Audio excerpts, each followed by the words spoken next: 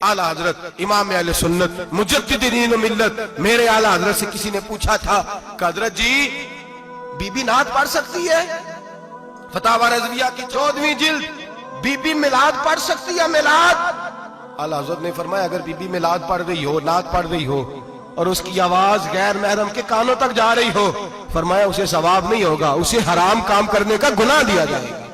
बीबी को मना है, वो नात की आवाज भी औरत का ही नहीं पढ़ता, दीन में तो औरत की आवाज का भी पढ़ता है। दीन में तो औरत की हजरत सैयदा ज़ैनब, हजरत फातिमा की वो लख्ते जिगर जो मैदान करबला में इमाम हुसैन बराबर की शरीक रही सैयदना इमाम हुसैन के साथ। याह्या बिन मोइन कहते मैं 15 साल तक हजरत ज़ैनब का पड़ोसी रहा हूं। 15 साल, घर बराबर होता है ना, बंदा बीबी देख ही लेता है।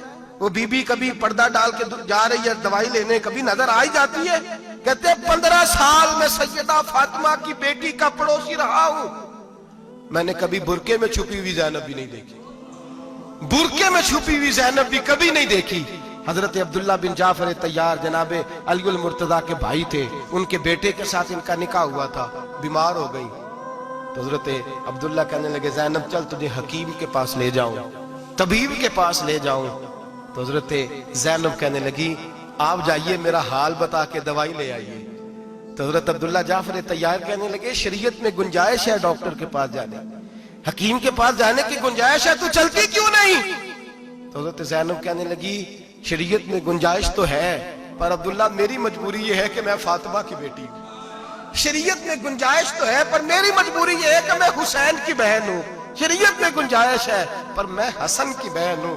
शरीयत में बड़ी गुंजाइश है पर लोग मुझे मोहम्मद अरबी की नवासी कहते हैं। गुंजाइश तो है पर मैं नहीं ना निकल सकती, इसलिए कि जितना कोई अपने आप को दीन के करीब जानता है उतना उसके पैरों में शरीयत की जंजीरें ज्यादा होती हैं। तो जनाब सैयदना अब्दुल्ला कहने लगे अगर तू पर्दा कर गई, अगर तू चली गई, तो फरमाने लगे ये तो अल्लाह की मशीयत है, तू दवाई ला दे ताकि मैं खा लूं, और अगर मैं चली गई तो मैं अपनी माँ से जाके कहूंगी कि अम्मा सारी तकलीफें मैंने छाती पे बर्दाश्त की हैं पर मैंने तेरे पर्दे पर आंच नहीं आने दी।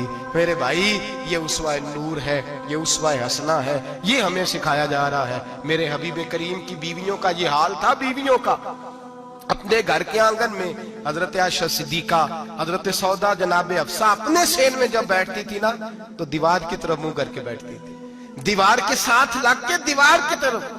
बीबियां अपने घर के अंदर भी दीवार की जानब मुंह करके बैठती थी। लोग पूछती, बीबियां पूछती कि अपने घर में भी दीवार को मुंह करने का मतलब? कहती हो सकता है कुछ छत पे चढ़े अचानक नजर पड़े तो हम चाहती हैं फिर भी हमारा चेहरा नजर ना आए उसे, फिर भी हमारा चेहरा नजर, हम अपने घर के अंदर भी पाबंद रहती हैं।